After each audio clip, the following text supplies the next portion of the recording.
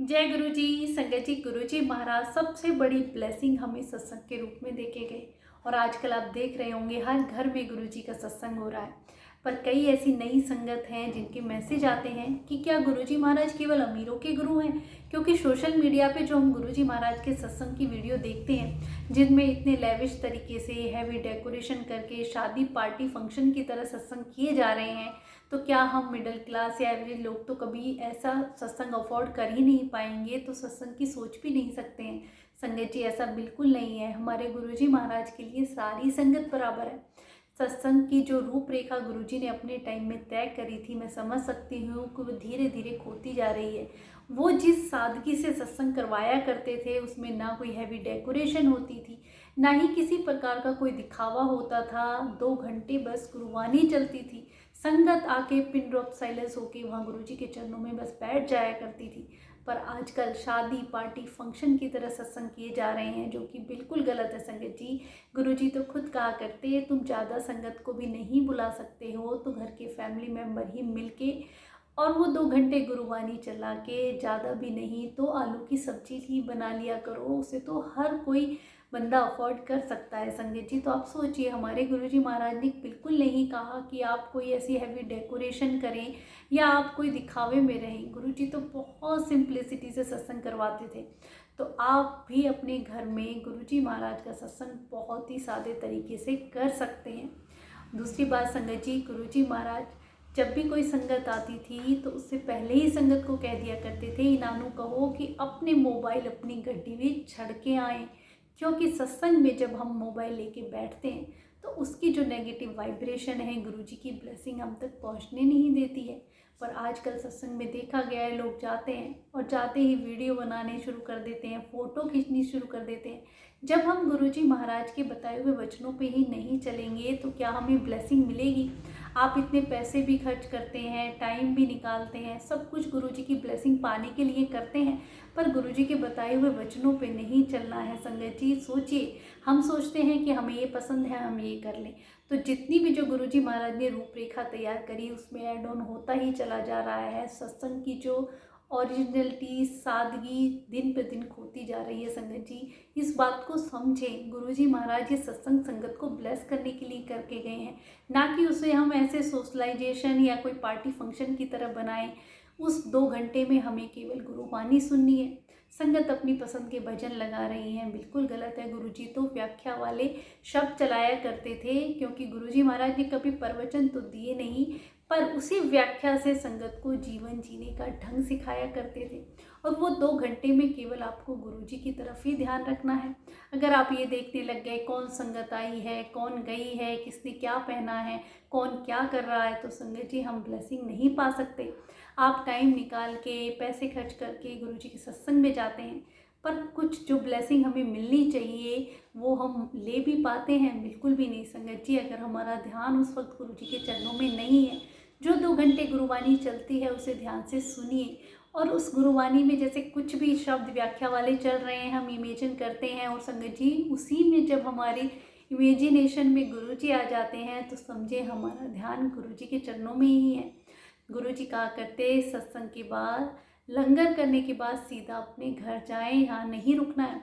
और ये चीज़ मैंने खुद देखी है। जो भी सत्संग होते हैं, आरती के बाद जब लंगर प्रसाद दिया जाता है सारी संगत बातों में बिजी हो जाती है।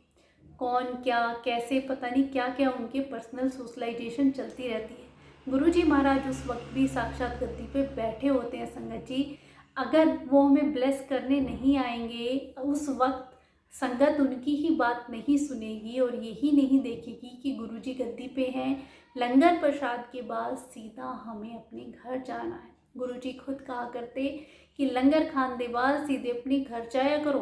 अगर इधर सोशलाइजेशन या बातों में तुमने टाइम वेस्ट किया या बातें करी तो सारी जितनी भी पॉजिटिव वाइब्रेशन है इतने ही छोड़ जाओगे। उसको अपने घर लेके जाया करो। गुरुजी तो बिल्कुल सीधा अपने घर जाने के लिए कहते हैं, ना तुम्हें मार्केट में रुकना है, ना ही कोई ऐसा कोई ज़रूरी काम उसके लिए रुकना है, सीधे पहले घर जाओ। जो गुरुजी की पॉजिटिव वाइब्रेशन और जो आपको ब्लेसिंग मिली है उन्हें अपने घर लेके जाना है। गुरुजी महाराज का सत्संग बहुत सिंप्लिसिटी से आप कर सकते हैं। संगत जी, किसी भी ऐसे उसमें ना पड़े, बस हमें 2 चीज़ों का ध्यान रखना है कि जहाँ गुरुजी की हम संगत बैठाएं वहाँ प्रॉपर रोशनी हो और गुरुजी की गद्दी पे प्रॉपर रोशनी हो। बहुत ही सादे तरीके से गुरुजी का आप लंगर प्रसाद तैयार करें, उसमें ऐसे भाव हो जब भी आप लंगर प्रसाद बनाएं तो गुरुबानी चलाएं जिसमें पॉजिटिव वाइब्रेशन हमारे खाने में लंगर में जाती हैं, तो वो प्रसाद हमारे लिए अमृत बन जाता है। जो भी संगत आती हैं उनके कष्ट, परेशानी और बीमारी गुरुजी महाराज इसी से हरते हैं। संगत जी, सत्संग में डिसिप्लिन बनाना बहुत ज़रूरी है। गुरुजी ने हमसे कोई ज़्यादा कुछ करने को नहीं कहा कि हमें कुछ बहुत नियम या ये बताए हैं, पर संगत जी सत्संग ऐसी चीज़ है, ऐसी ब्लेसिंग है जो हमें आगे आने वाली जनरेशन तक पहुंचानी है। अगर हम गुरुजी की सादगी वाले सत्संग में ही अपनी रूपरेखा ऐड करते चले जाएंगे कि हमें ये अच्छा लगता है हम ये कर लें, हमें ये अच्छा लगता है, नहीं संगत जी, हमें गुरुजी महाराज ब्लेस करने आते हैं, सत्संग हम उनके लिए करवाते हैं, तो जो गुरुजी को अच्छा लगता है हमें वो करना चाहिए।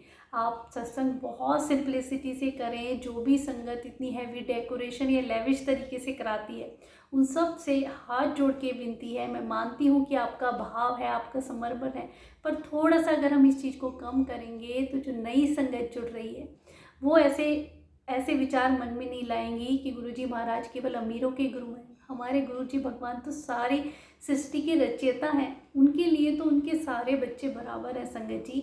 पर फिर हम ऐसा भेदभाव वाले विचार उनके मन में क्यों उत्पन्न कर रहे हैं? तो हमें बहुत सिंप्लिसिटी से सत्संग करवाना चाहिए। कोई भी ऐसी रूपरेखा उसमें खुद ना ऐड करें। 2 घंटे गुरुवाणी तो गुरुवाणी ही चलाएं, उसमें अपने भजन या कोई सॉन्ग ऐसे ना लगाएं। गुरुवाणी से हमारे कर्म कटते हैं, कष्ट करते हैं, जीवन जीने का ढंग हमें सिखाती है। गुरुजी ने तभी तो कहा समझ नहीं आती है तब भी सुनो, तो संगत जी वो हमें जरूर सुननी चाहिए। हाँ, आपको अपना कोई पसंदीदा भजन लगाना है, आप सत्संग के बाद लगा सकते हैं, पर उस 2 घंटे में केवल गुरुवाणी ही चलाएं, गुरुजी के चरणों में ध्यान लगाएं।